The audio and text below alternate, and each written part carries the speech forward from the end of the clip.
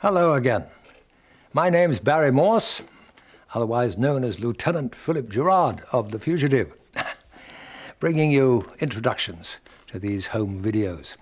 And this is Volume 3.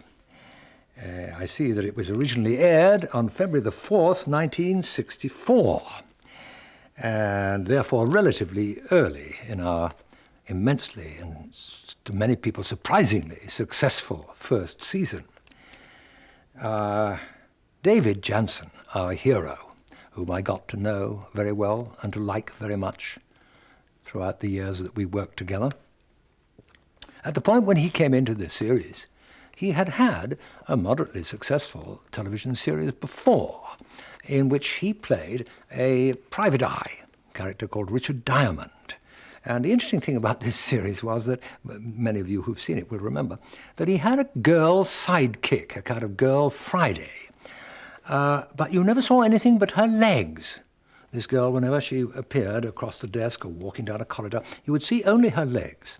And they wanted to engage a pretty young girl, of course with beautiful legs, to play this part. And who was it, I hear you cry, who played this part of showing nothing but her legs? Well, it was the then very young Mary Tyler Moore.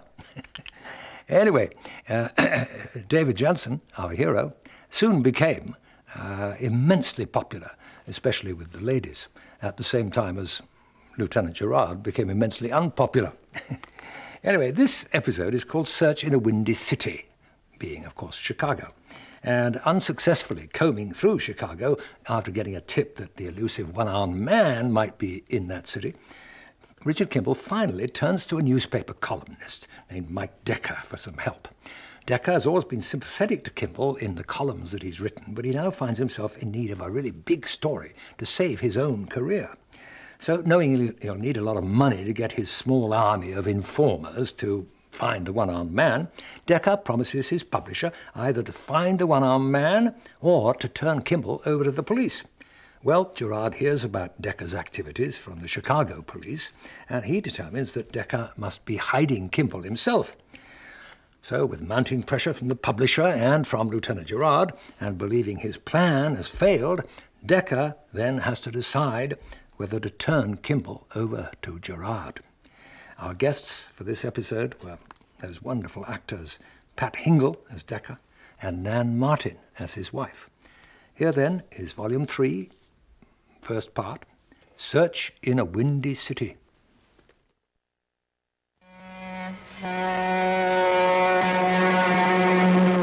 The name, Dr. Richard Kimball. The destination, Death Row State Prison. The irony, Richard Kimball is innocent. Proved guilty, what Richard Kimball could not prove was that moments before discovering his murdered wife's body, he saw a one-armed man running from the vicinity of his home. Richard Kimball ponders his fate as he looks at the world for the last time and sees only darkness.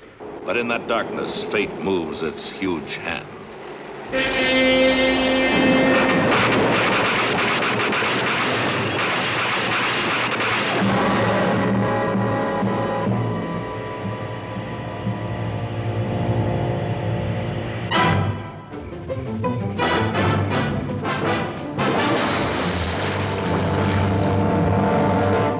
Fugitive. A QM production, starring David Jansen as the fugitive, with guest stars Pat Hingle, Nan Martin, also starring Barry Morse as Lieutenant Gerard. Tonight's episode, Search in a Windy City.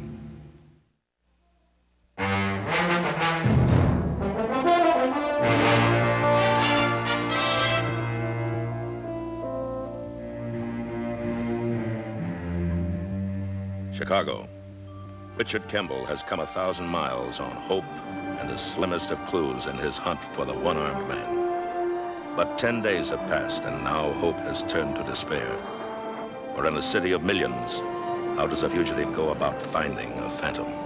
You say you've been looking for him everywhere and haven't found him. I'm going to tell you why you haven't. Because he doesn't exist. How long are you going to keep on hoping when there is no hope? There's only one path to true salvation, my friend. Now, wait. Just listen to me. I can save you. I have proof. Absolute, incontrovertible proof.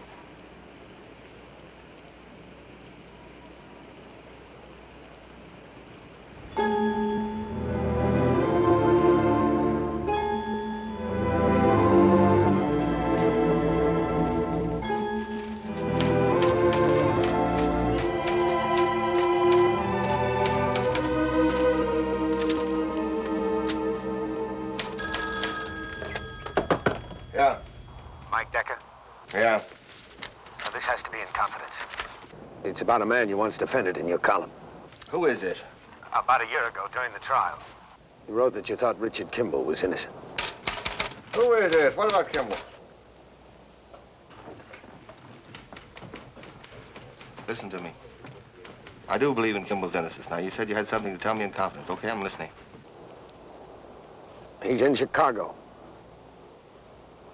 He thinks the real killer might be here. Somewhere in town. Hey. Hey, this is Kimball, isn't it? Now, listen to me. You can trust me, Kimball. Here? I want to help you. I'll be able to leave the office in an hour. You meet me in my apartment, the Chalifant. So we're on... No, not your place. Okay. Oh, any place you say. You just name it. South Bailey. And 10th. There's a theater. Be out in front, 9 o'clock. Okay. I'll be there.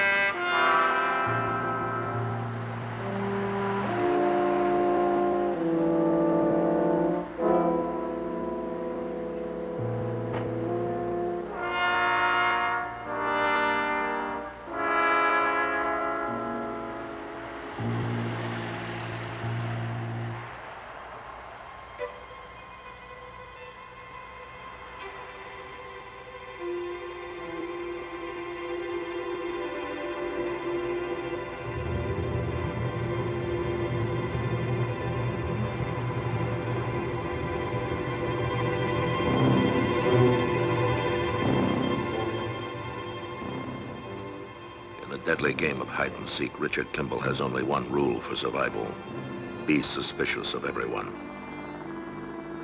Is it coincidence that three strangers should suddenly appear at the place of his rendezvous with Decker?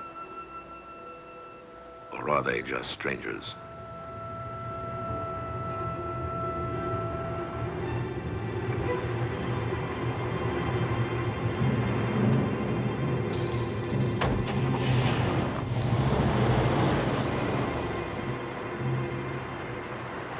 Richard Kimball's rule for survival: be suspicious of everyone. But sometimes strangers are only what they seem. And now the imagined threat is gone. And with it, Mike Decker.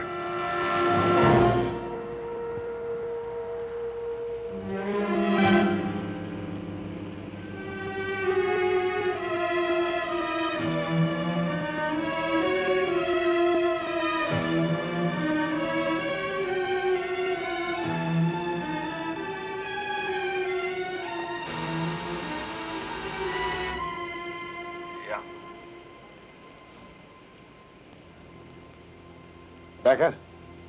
Yeah? Are you alone? Sure. Come on up.